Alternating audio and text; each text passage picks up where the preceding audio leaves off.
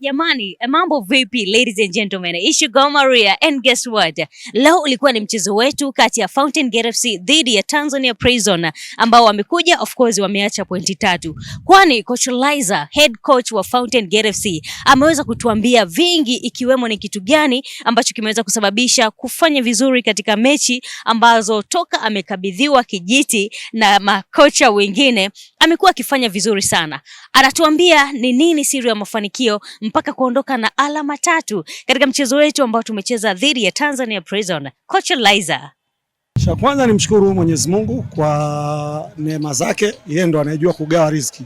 Cha pili ni shukuru management kwa jinsi wanavyotuweka, yani namaanisha tunapata support kutoka kwao. Ndio maana unaona niko mtulivu na timu inafanya kazi kutokana na maelekezo au na treatment kutoka kwenye management. Kwa hiyo mimi niwapongeze viongozi, lakini pia niwapongeze wananchi au wakazi wa jiji la Babati kwa support kubwa wanaotupa.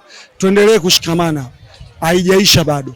Kazi iliyopo mbele yetu ni ngumu kuliko tulikotoka. Kwa hiyo kikubwa ni wapongeze wote, na ushindi sio wa mtu mmoja, ni ushindi wa Fountain Gate na wanababati na Tanzania nzima. Mechi ya leo unaitofautisha vipi na mechi zingine ambazo tayari tumeshazicheza? Ilikuwa more tactical.